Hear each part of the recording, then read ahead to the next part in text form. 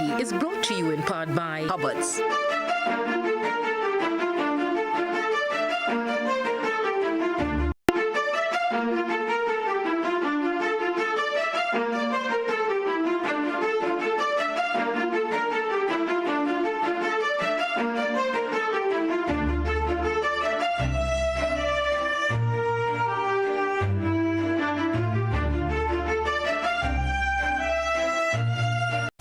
Good evening, everyone, and welcome to episode 3 of our Climate Reality. It is a pleasure, as always, to be here to share with you information as it relates to climate change and, of course, what we need to do to slow the variations in climate.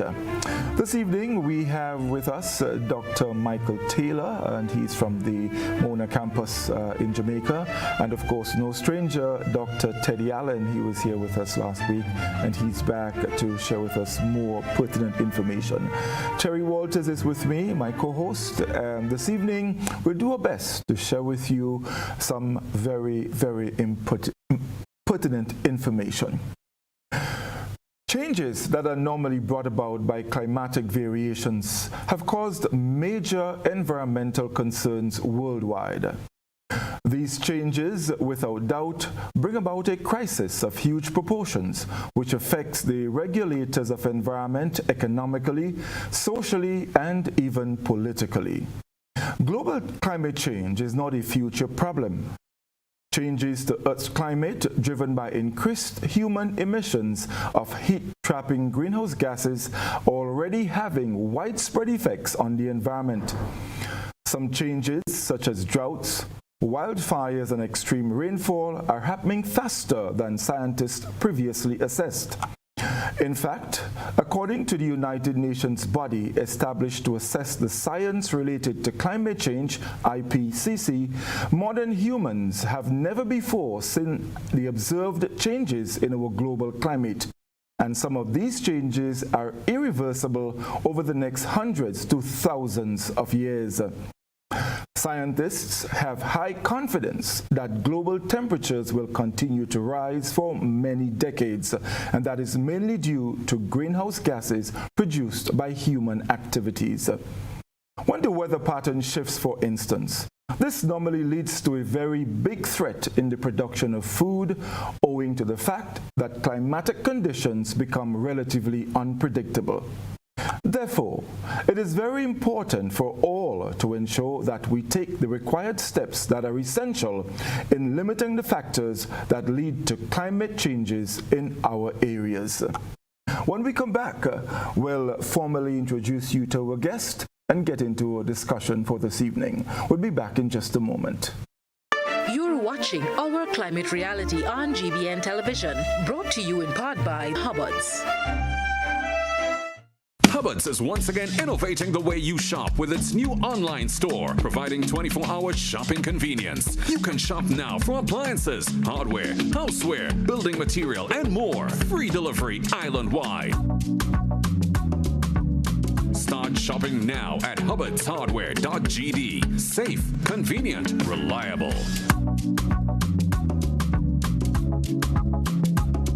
Have you heard about the new Softweave bathroom tissue with total hygiene? As hygiene and safety have taken center stage, our bathroom tissue is now manufactured with 3 different technologies to offer the best protection for you and your family. UVC light technology for a safe and effective disinfection process, eliminating 99.9% of microorganisms. Also, production at high temperatures, killing all types of germs and bacteria. And it's pH controlled with delicate fibers to prevent irritation for even sensitive skin. Softweave Total Hygiene Bathroom Tissue, available in supermarkets and shops island-wide. Visit Softweave Caribbean Facebook or Instagram pages for more information.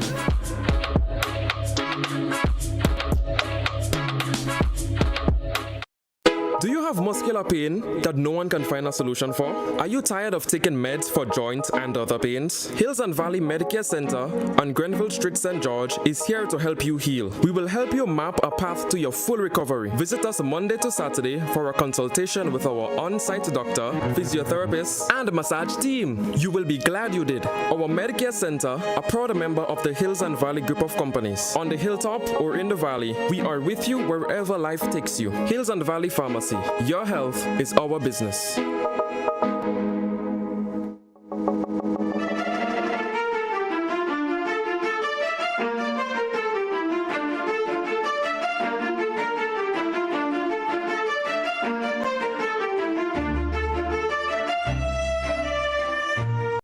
Welcome back, everyone, and for those of you just joining us, you tuned into our Climate Reality episode 3. This evening we're discussing impacts and consequences of climate change, and we have with us, as I said in the introduction, Dr. Michael Taylor and Dr. Teddy Allen. Just before we get into it, let me just ask Dr. Taylor, just tell us a little bit about yourself, Doc. Hi, thank you very much for having me on the program. So, as you said, my name is Michael Taylor. I'm from the University of the West Indies, but the Mona campus of the University of the West Indies. And I help to coordinate a group that is called the Climate Studies Group, Mona. And what we really do is try to investigate the science of climate change, but for our region, the Caribbean region, and at the small island scale. So we look on, how climate has changed in the past, and we also try to model how climate will change in the future. Okay, thank you, Dr. Taylor. Well, Dr. Allen is no stranger, but Dr. Allen, you can just briefly, of course, say something to our audience before we get into the discussion. Sure, no problem. Thanks. It's great to be back again this week. I work at this Caribbean Institute for Meteorology and Hydrology as an assistant climatologist, and there I help produce the seasonal climate outlooks. We train a lot of the meteorological services throughout the Caribbean. I teach 2 classes at UE Cave Hill, and I'm involved in some research-related projects as well. Okay, thank you, Dr. Allen. And of course, Terry is with us. Terry, it's good to have you back this evening. Yes, Godfrey, thank you very much. And it's good to be here. And welcome to Dr. Allen and Dr. Taylor. Yeah, we're looking forward to the discussion. Yes, indeed. So tonight we want to look at 3 major impacts of climate change: that of temperature changes, changing in precipitation patterns, and also sea level rise. So we will look at that, and a little later on in the program we would go on to look at the extreme weather and, if possible, ocean acidification. But we'll start with the temperature changes, and we'll open with Dr. Taylor. Dr. Taylor, climate change, one of the impacts is that of rising temperatures. Let's unpack that for our audience. Right. So I think it is perhaps one of the most obvious impacts of climate change. And I think your audience, as everybody across the Caribbean and the globe, will relate to the fact that, boy, every year it does seem to be getting hotter and hotter. Of course, we know the cause. The fact is that the more greenhouse gases we put in the atmosphere, which would be things like carbon dioxide, which we know comes from the burning of fossil fuels, those greenhouse gases do an excellent job of trapping heat and sending it back down to the earth. And so the more greenhouse gases that have gone in the atmosphere over the past 100 years is the more we see the temperatures rising. If we look on the scale of the globe, we know that we measure temperature rise with respect to what we call the pre-industrial time, before we began to burn these fossil fuels. And we see that as a globe, we have warmed by about 1.1, going closer to 1.2 degrees now since those pre-industrial times.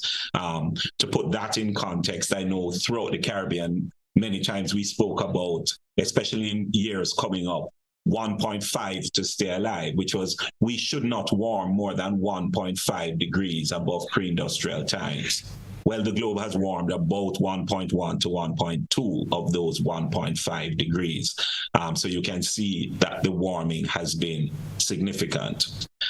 In the Caribbean region, we have also seen quite a bit of that warming and almost an acceleration of that warming, especially since the late 70s coming to the present. So we are also warming just as the globe is warming. I'll probably just, before I stop, say one of the key ways in which, people will say, oh, but what is 1 degree warming?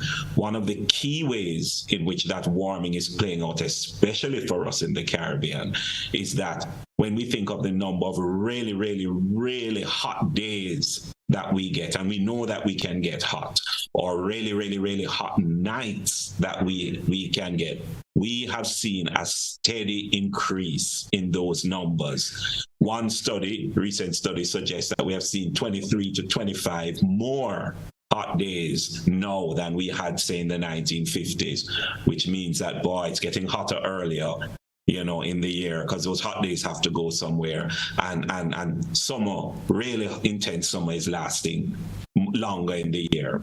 So temperatures are one of the key areas where we know we see climate change. Right, and you also indicated that as much as the globe is warming, so is our Caribbean area. Anything significant in the Caribbean that we can point to that can, convince probably people who don't believe that there is something called climate change?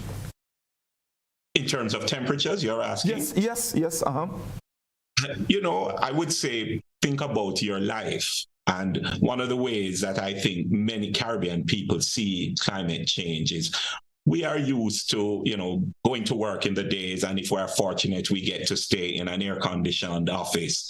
But when we go home in the night, we expect the nights to be cool, and in fact, what we do is we would perhaps turn on a fan, or if you're lucky to have an air conditioning, but turn it off in the middle of the night. Think now how many times that fan or that air conditioning unit, especially at night, is running straight through the night. You almost feel with a number of really, really hot nights, especially the fact that the temperatures are warming. And what does that translate into? Well, it also then translates into your electricity bill, and you can see the increase in your electricity bill. So on a personal level, people feel climate change. There are no other ways in terms of sectors, and that we can continue to talk about sectors that are particularly impacted. But just on the day-to-day living level, people know that climate is changing in these kinds of ways. Okay, one other question before I bring in Terry here. Aside from, the hot nights or hotter nights, so to speak, how else can these higher temperatures affect our daily lives? Well, as I was trying to say, one of the key ways is energy, because we need, in hotter conditions, then we clearly need energy to cool. And so one of the really key ways in which we see temperatures impacting is in energy usage and energy bills. And it's not just personal energy bills, but it's also industry, and it's also the cost of electricity. Another key way in which we see this is that the higher temperature also have a health impact. So there are certain kinds of diseases that heat stress brings on, and so we see a health burden, personal health burden, but certainly also across the country, a health burden that is also brought upon by the fact that we are getting warmer and getting warmer at alarming rates. So certainly health is one key area, energy is another key area, and we can begin to expand out in terms of other key sectors, including things like agriculture and water, that kind of thing. Okay. Terry, I want to bring you in here. I'm sure you may have a question or two you may want to throw at Dr. Taylor before we bring in Dr. Allen. Yes, Godfrey, and I'm happy that he mentioned the issue of health and how the heat or the rising temperatures will impact on health. Because I know they at SGU, Dr. Lindona Telesford and others, I think they did a study that proved that there's a correlation between the heat and certain impacts on health. But I wanted to just ask him here about agriculture, food security, because with the rising temperatures, there must be an impact on farming, farmers, agriculture, and our food security. So if we can comment on that area. Certainly, and you could actually go to a range of impacts on agriculture. Let's start with the fact that farming is an outdoor activity, and almost immediately you begin to see a change in fact in how agriculture is practiced, and I'm certainly sure that you can see it within your own country and across the Caribbean. It adds additional burdens. Maybe you go out earlier in the morning, but you really have to take that midday break. So how you do agriculture, one, is also impacted. The water requirements for agriculture then also become impacted, because the hotter it is, clearly, the less retention of water it is.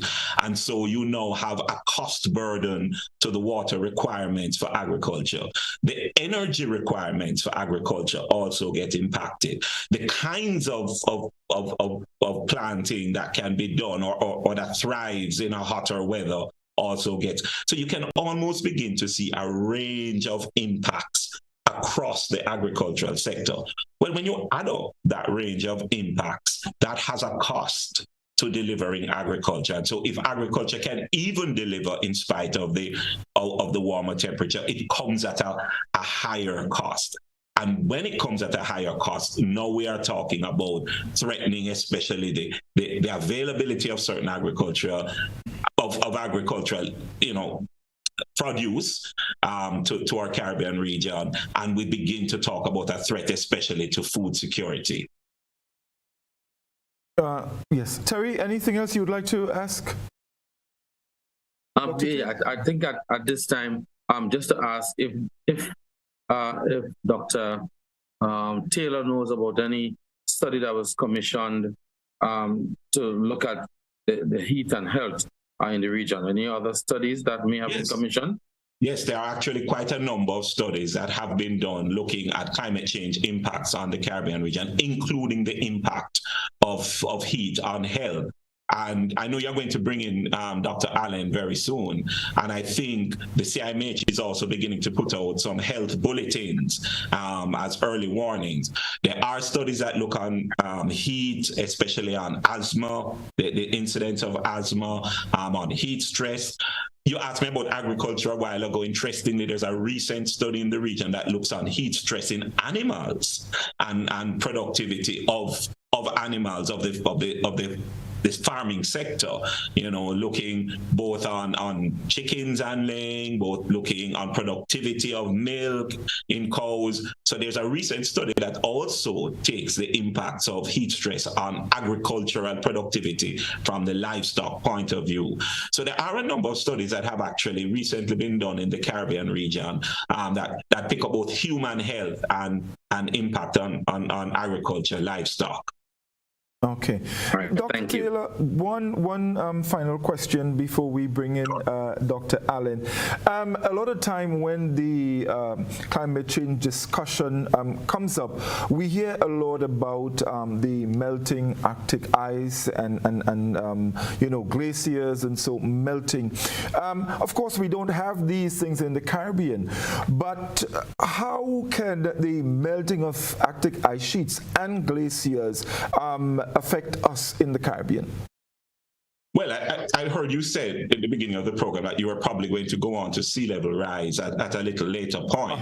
And so what I think you're alluding to now is that even though we don't have those in the Caribbean, it doesn't mean it doesn't impact us. And one of the ways in which it will impact us is that when you have the melting of ice sheets and glaciers, then sea levels begin to rise. And now, in the terms of the Caribbean, we see the direct impact of sea level rise. And I suspect you're going to talk about it a little more later in the program when we go specifically into sea level rise and begin to talk about eroding shorelines, the fact that we're losing some of our pristine and prized beaches, when we begin to talk about livelihoods that depend on the shorelines, and the fact that sea levels are rising. So those are some other direct impacts that warming temperatures have.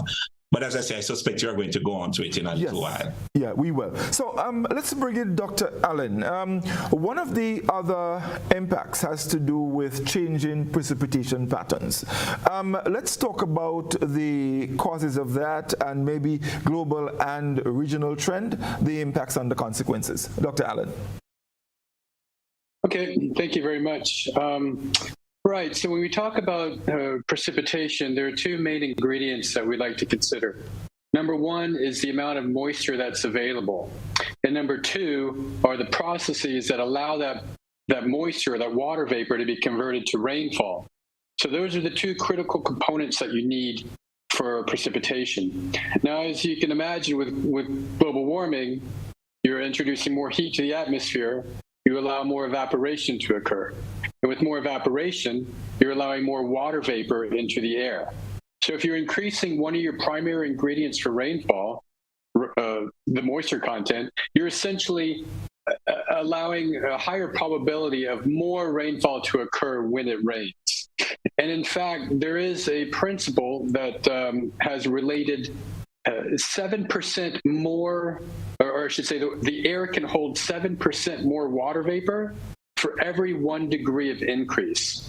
Now, what that means is that as the temperature increases, the air is able to hold more moisture. So when you add those conditions that allow that moisture to fall as rainfall, you're essentially allowing a lot more rain to fall when it does rain than normal. And with climate change, what we see in some climate models is that the rainfall pattern shifts in different areas. Places that we expect a lot of rainfall even throughout the Caribbean could shift further north.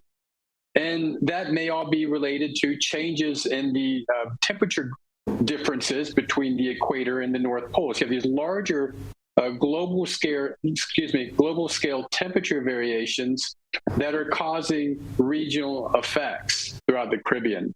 So what I like to try and understand is A, what causes it to rain now? And B, how will those factors change in a warming planet? And that's when we're seeing, I believe, Dr. Taylor is an international expert in this, so I'll allow him to follow up. But that's what we're seeing is significant reductions in regional summertime rainfall throughout the Caribbean. Okay. Terry, do you have any questions you would like to ask Dr. Allen at this point? Yes, Godfrey. I wanted to comment on the variations that we're seeing because there are sometimes you get additional rainfall. So, for example, in 2011 in Grenada, we had a significant rainfall event in April, which was in the heart of the dry season. And then I think it was 2012, 2013, we had the significant rainfall events in St. Vincent, St. Lucia, Grenada. So we've seen some variations where when we expect dry weather in February, March, we're having some rain and so. So could you comment a little bit on that? Sure, exactly. So, well, we're in a state of a changing baseline. And what that means is what's normal in the future, or what's normal now, will not necessarily be normal in the future. Now, as you know, we always have some sort of natural variability from year to year. Some years might be warmer, some years might be drier. There are larger global patterns that influence this. Say, for example, a shift from a La Nina to an El Nino, or an El Nino condition to a La Nina. Without going into too much detail, that activity in the Central Pacific can greatly impact the rainfall patterns that we get in the Caribbean. Now, the question is, how much do those fluctuations in different parts of the world impact our rainfall amounts? And so take, for example, the extreme rains that we've had recently in Dominica, and I believe in St. Vincent, and the ones I believe in 2013 you had mentioned. Now, those could all be natural variability, but on the same hand, if your atmosphere is absorbing or containing a lot more moisture because of the heat content, you will expect to get more extreme rainfall. And extreme rainfall, that definition is going to vary from location to location. What's extreme in one area might not be extreme in another area. So extreme rainfall is location specific, if that makes sense. But what the models have shown is that we can expect a higher frequency of extreme rainfall events going into the future. And if you want a clue on what that might look like, then you can reference some of the events that you just mentioned. That's what a potential new normal could look like. Okay, thank you, Dr. Allen. Thank you. And we'll be coming back to you shortly, but we need to take a commercial break at this point, and we'll come back. Stay with us, folks. You're watching Our Climate Reality on GBN Television, brought to you in part by Hubbard's. Whether you're shopping for hardware, building materials, and appliances, Hubbard's Building Supplies at Grandans is the place to shop. With improved facilities, increased parking, wider variety of products, and a trendy and spacious layout, catering for all your shopping needs. Why wait? Visit Hubbard's Building Supplies today. Now open Mondays to Fridays, 8 a.m. to 5 p.m. and Saturdays, 8 a.m. to 1 p.m. Hubbard's. Quality service, affordable prices.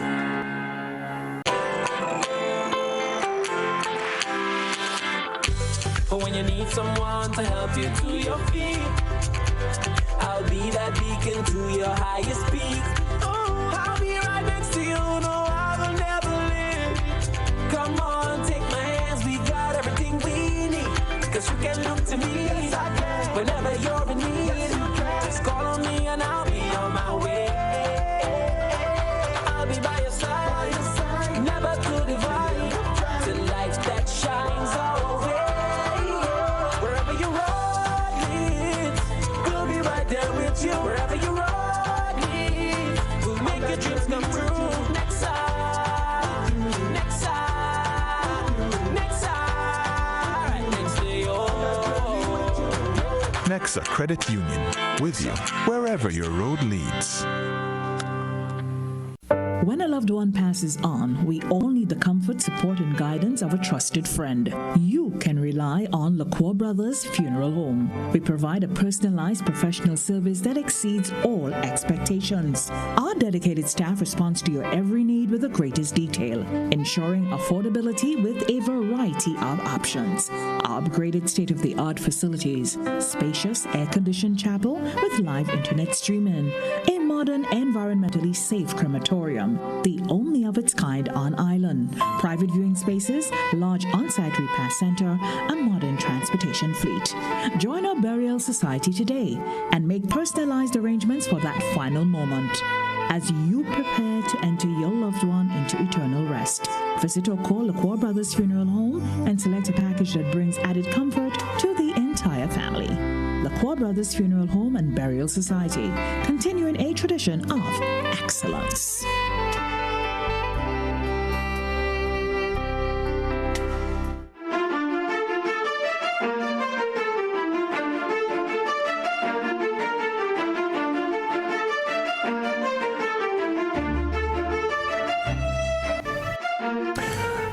Welcome back, everyone. It's our Climate Reality episode 3, and of course, in case you joined us late, we have with us Dr. Michael Taylor and Dr.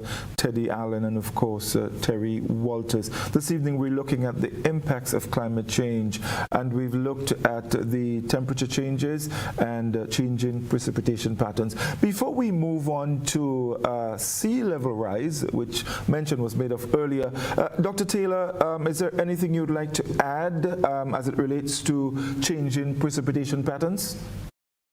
Well, I actually think, Dr. Allen, Teddy, I know Teddy doesn't mind if I call him Teddy, and please call me Michael as well. Okay. really alluded to it. What climate change is doing with respect to rainfall is introducing what we like to call the unfamiliar patterns. And actually both Teddy and Mr. Walters Terence alluded to that. It's changing what we think should be normal. So times when you expect to get rain, you don't get the rain. Sometimes, when you should be having rain, you really just don't have it. It's changing what we would classify as a normal rainfall pattern and not allowing us to have that normality, though there are years that normality may occur. The challenge of that for the Caribbean region is that a lot of our lifestyle is actually right now premised around what we think the normal rainfall pattern should be. So, for example, if you think about water availability, much of the Caribbean region depends on rain. And so we store water depending on when we think we are going to get water.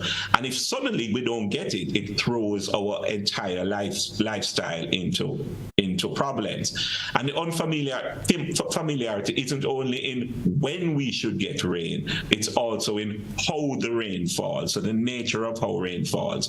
And we just heard that. How we are getting rain, particularly in some parts of the Caribbean, is that we get long dry spells, or what we call consecutive dry days. And then when the rain falls, it really falls, and you get these intense showers of rain. Now, that in itself creates a whole nother issue of problems, because we don't have roadways or infrastructure or channels to take away that amount of rain in a short space of time, and it disrupts life in a completely another way. And that's what climate is doing. It's creating this unfamiliarity. But we really pattern our lives around a familiarity of rainfall, and so that's a unique challenge, especially for us in the Caribbean region, where it comes to rainfall and climate change. Okay, thank you very much. So I want us to look now at one of the other impacts, sea level rise. And earlier I asked a question as it relates to the melting of Arctic ice sheets and glaciers. So I'm bringing you back on that here, Dr. Taylor. Let's talk a little bit about sea level rise and how that actually occurs. Right. Well, I think you have alluded to it.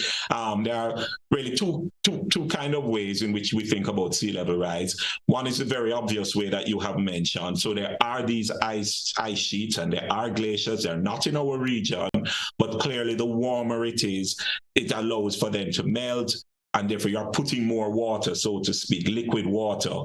And that water has the additional water, it manifests itself as sea level rise.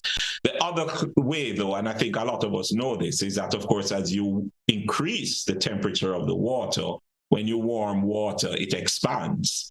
And so across the globe, one of the manifestations is not just warmer air temperatures, it's also warmer sea surface temperatures. And you see that. In fact, we should have mentioned under the temperature rise that it's not only land heat waves that are occurring, you're also having marine heat waves as well. But when you heat water, it also expands. And so therefore, again, when you have that expansion, where does that water go? How does it manifest itself? It shows up as sea level rise. And sea level rise is clearly an issue right across the globe. Globally, we talk about it in terms of millimeters per year. So if you take the global average, that's somewhere between 1.7 to 1.8 millimeters per year. If you take from pre-industrial to now, what you want to pay attention to is that from let's say the mid-1990s or early 2000s to present, that rate doubles. So it almost becomes a 3.4 or 3.5 millimeters per year. You don't have to worry about the number. But what is critical is that sea level rise is accelerating and has been accelerating, particularly since the mid-90s coming down to present. And that becomes very, very worrying, especially for small islanders, where much of our life is a coastal life. here on something. Evaporation was mentioned earlier when we spoke about the change in precipitation pattern. Now we're into sea level rise. Can evaporation help in this instance with sea level rise? Because we also spoke about the change in temperatures, rising temperatures. Can that cause evaporation to, well, probably help with the rising of sea levels? That one was for me. I think Teddy is the right person to. Yeah, Doctor. Yeah, no? Teddy. Yes. Mm-hmm. Well, so eventually, as water evaporates in the air, it's going to fall out as precipitation. So I think any type of gain that even if you could measure in the atmosphere is going to be lost back to precipitation. But one thing Michael mentioned about sea level rise is that it's also related to the expansion of water as it warms, and that term is called thermal expansion. And what we can see in the Caribbean, maybe over the past 15 years, is there is a growing trend or an increasing trend in sea surface height within the warm part of the Caribbean. And this can actually be monitored, measured by satellites. And what the satellites have shown is that year after year, these warm parts of the Caribbean are getting taller and taller. Now, the height is at a very small level. We're talking maybe millimeters, but nonetheless, it's most likely due to the warming. So you have evidence here in the Caribbean that you do have thermal expansion happening. And also, just coincidentally, today on the BBC.com website, there's a whole article dedicated to the melting Thwaites glacier down in Antarctica. And what that says is that, or what the research from down there is showing, is that there is a potential 0.5 meter threat from the melting of that glacier. Now, what does that mean? 0.5 meter, 1.5 feet? Imagine you're at low-lying islands and you're at sea level, and you get, a foot and a half of increasing water levels. Not only could that wipe out entire communities, but it's going to have a massive impact on saltwater intrusion into the groundwater. So how does it impact wells and your drinking water, freshwater supplies? So it's not necessarily just the inundation aspect. It's the contamination of the fresh water that we depend on, especially here in the Caribbean, because we're relatively water scarce. So that is an issue to be concerned of. And strangely now, there's actually even a concept known as climate migration, and you're seeing that in the South Pacific islands, whose islands are actually becoming submerged. They're having to relocate to completely different continents, and some countries are passing legislation to allow people from low-lying islands, whose islands have been submerged or threatened for submersion, to immigrate legally to different countries. So climate migration is something that could be an issue for different areas as well. Terry, you want to come in here? Oh, sorry. I was actually going to pick up on what Teddy just said. And sure, even on a small scale within the Caribbean, you see, I was going to call it internal migration, because when sea levels take away coastlines and livelihoods that depend on those coastlines, so fishing communities, there are famous beaches where you go there as much for the beach as for the fishing community, that kind of thing. When you begin to take away the livelihood opportunities, what you would end up then causing is internal migration. People have to look for opportunities elsewhere to make their livelihoods. And that's already happening within the Caribbean. And I'm sure you could point to spaces where you begin to see that happening, that livelihoods that depend on the coastline are slipping away, and you get this kind of internal migration now to other parts of the countries. Definitely. Terry, you want to come in here with anything? Well, thank you, Godfrey. And now we were talking sea level rise, and we're talking about losing beaches, losing coastal areas, even losing some islands. And these can result in disasters. But then how do we convince our policymakers or legislators or disaster management agency or CDMA to have a shift, okay, in how we approach the whole level of climate change, looking specifically here at sea level rise, and how we, what policies, what laws, what we put in place to handle those events in 5 years, 10 years, 15 years down the line. Just to comment on that. Okay, if you want, I'll take a stab at it first. I often say that climate makes its own case, and I believe climate is making its case very clearly to us now. If we're talking about sea level rise, I think we begin to see that. We begin to see some of our treasured coastline being impacted. We begin to see some of the infrastructure, the roads that run along the coast that we now have to do these shoreline infrastructure projects, these hard infrastructure projects to protect. So climate almost begins to make its case for itself for the kind of action. I believe, SEDEMA does have very strong plans and action plans to deal with all aspects of climate change, disasters related to climate change, And what we really want to know is to convince people that these must be more than plans. And we have to start with simple things, So, for example, where you build, setbacks,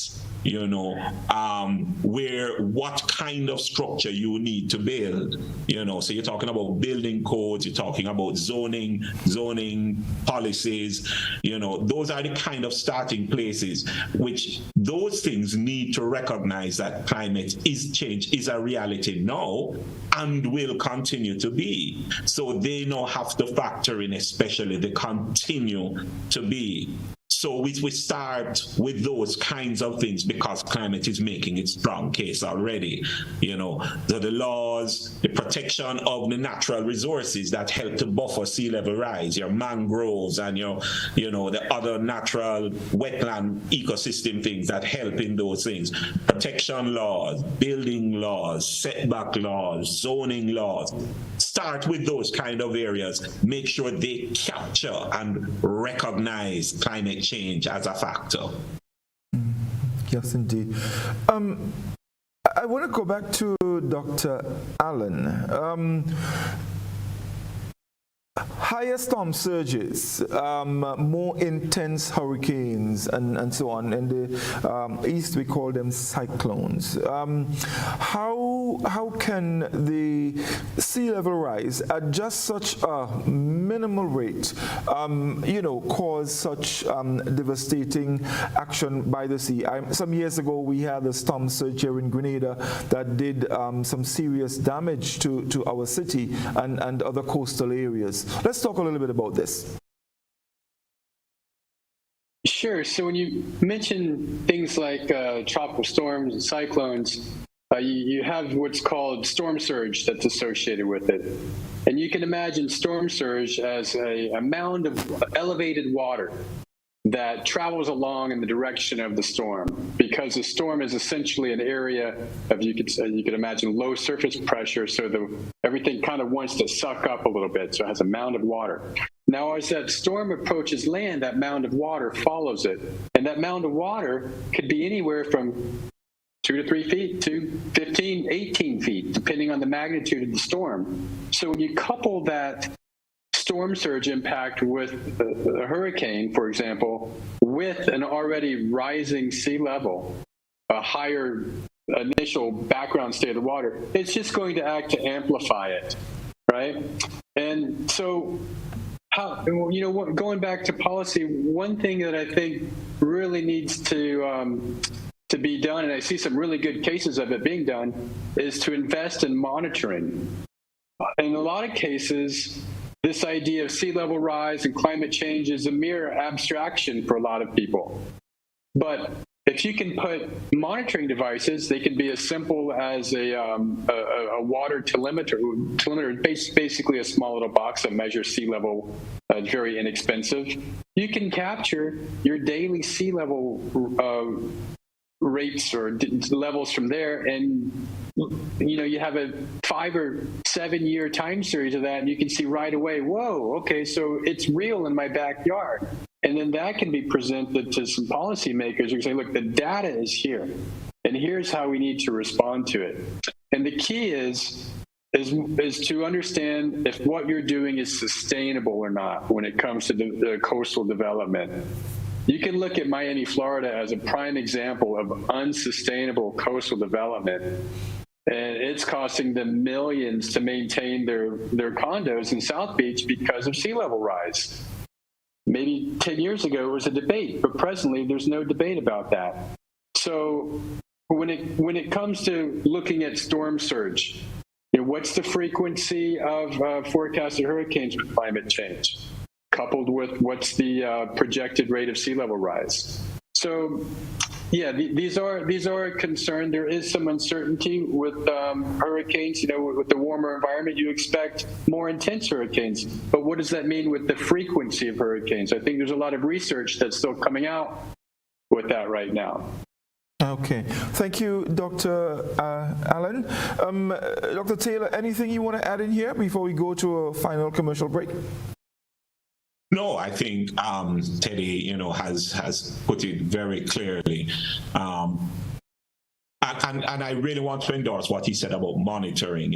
One of the critical things and the easy things that we can do is monitor, and once you begin to monitor, the data is in front of you, and you can now begin to take decisions based on data, so it moves from the anecdotal to actual, data-based decision making. You can make decisions based on how high the thing is, what's the frequency of the thing, how hot it has become, that kind of thing. And that's a critical element in the climate change action, stream of things that we need to do. Okay, thank you very much. So we take our final commercial break. Just before the break, Dr. Walters? Yes, just if I may just add, the whole issue of monitoring and collecting data would go well for our early warning systems, because we need to ensure we have the data, to inform how we, develop, how we improve, how we enhance our early warning systems for these issues that are going to impact us in the not too distant future. Thank you. We take a break. We'll be right back. You're watching Our Climate Reality on GBN Television, brought to you in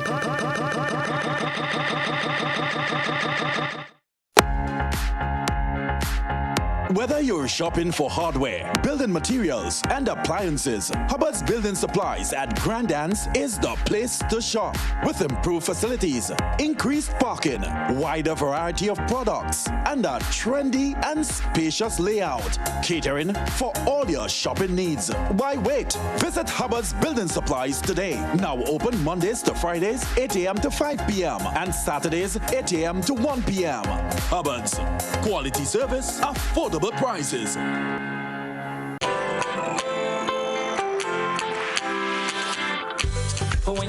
When a loved one passes on, we all need the comfort, support, and guidance of a trusted friend. You can rely on LaCour Brothers Funeral Home. We provide a personalized professional service that exceeds all expectations. Our dedicated staff responds to your every need with the greatest detail, ensuring affordability with a variety of options. Our upgraded state-of-the-art facilities, spacious air-conditioned chapel with live internet streaming, a modern, environmentally safe crematorium, the only of its kind on island, private viewing spaces, large on-site repast center, a modern transportation fleet.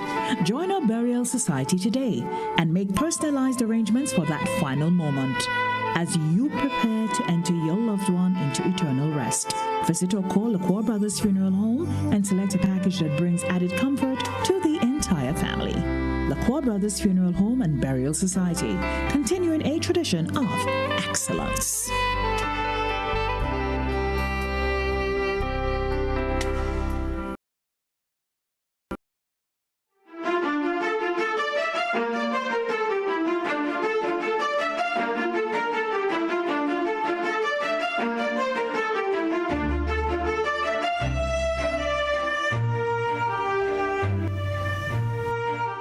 Welcome back, everyone. Our climate reality.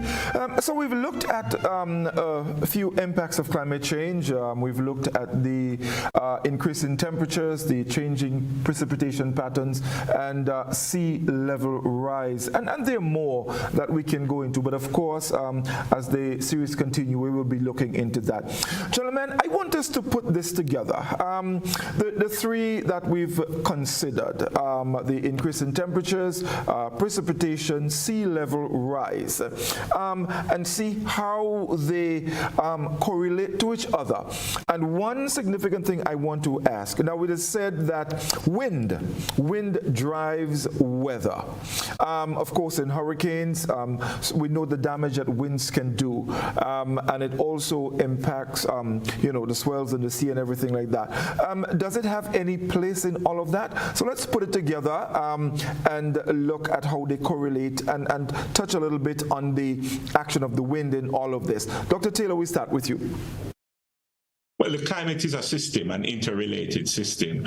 And so, in fact, what you see with climate change is, though you cause a change, for example, in temperatures, that temperature change, because of the interrelated nature of the whole atmospheric system, causes evaporation, which impacts the rainfall. The heat does the melting of the glaciers, which impacts the sea levels. Wind is a part of that system as well. And so the wind, is also interrelated across the multiple things that we have looked on. And so you can't leave out the impacts of climate change, for example, on the wind. Wind in the context of the storm, the intensity of the storm, and whether that will increase. But wind at other times, becoming a drier, windier environment or that kind of thing. So there is that kind of interrelation because the atmospheric system is a connected system. I do want to point out, I wanted to say, even as you explore the wind, one thing that I would love to make sure that, your viewers get from this discussion is that though we have looked on these things as almost individual things, where I think you're going also with the interrelated things, is that the climate, when it changes, is not going to do one versus the other.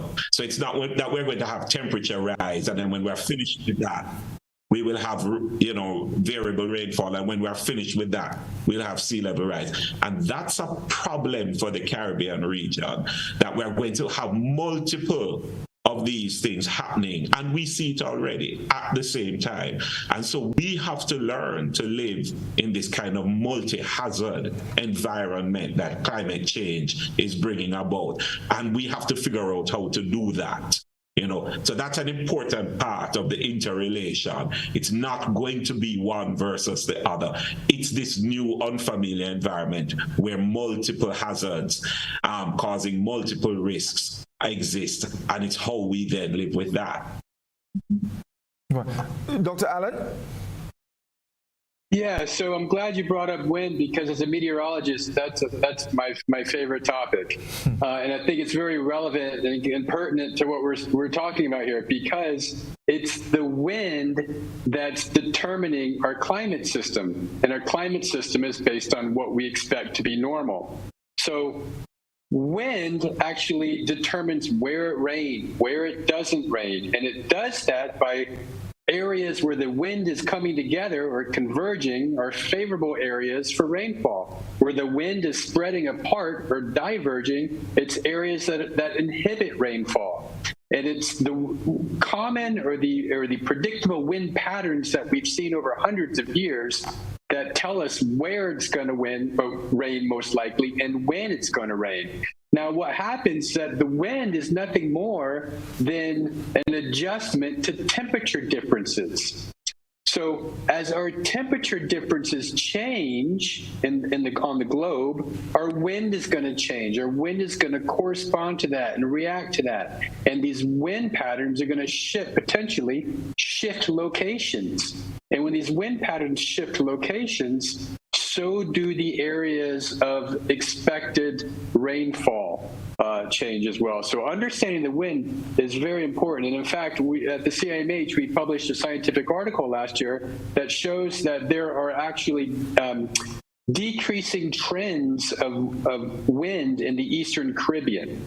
Now, what does that mean?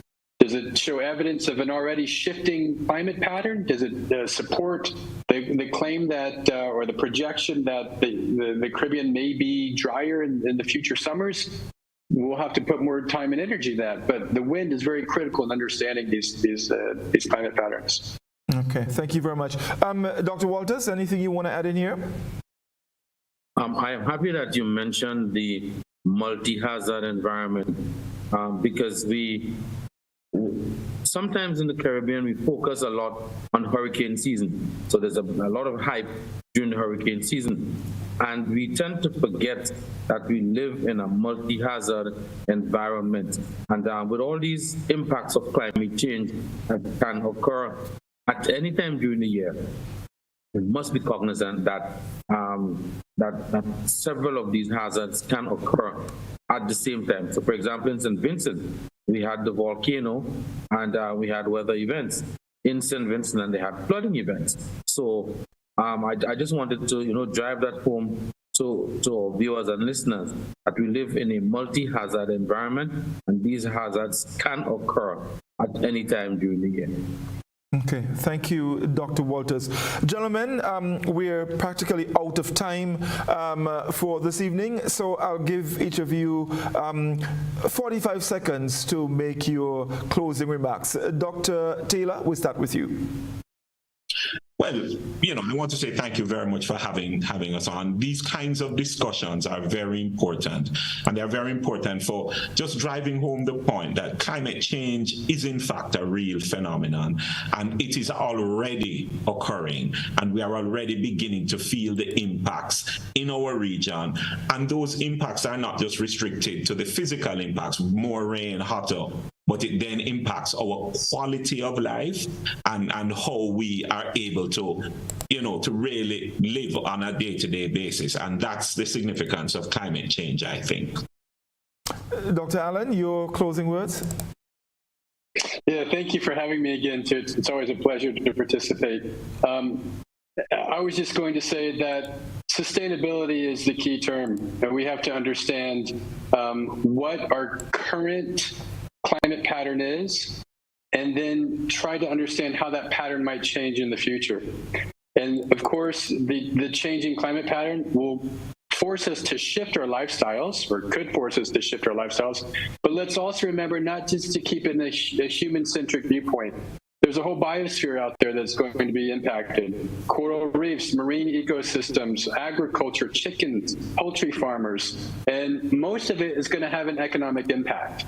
So just keep a broad perspective. Look at the entire biosphere when we consider climate change. Thank you very much, Dr. Allen. Dr. Walters, your closing comments, quickly. Well, just to say thank you very much, Godfrey, for this opportunity to participate in this discussion, and to encourage our population to become aware of what is happening with climate change, how it can impact you, and what you need to do to ensure that you're prepared, because the various hazards will impact us, and we have to respond adequately. So our population needs to come up to speed and understand what is happening with climate change. Thank you, Dr. Walters. Well, that's our program this evening, folks. We've looked at some of the impacts of climate change, and we do understand that these impacts can affect our daily lives in a very significant way. As a result, it is therefore very important for all of us to ensure that we take the required steps that are necessary to reduce climate changes in our area. You can join us next Wednesday at the same time for episode 4 of our climate reality. We will be looking at opportunities and core benefits for reducing greenhouse gas emissions. Thank you very much, and do have a good night.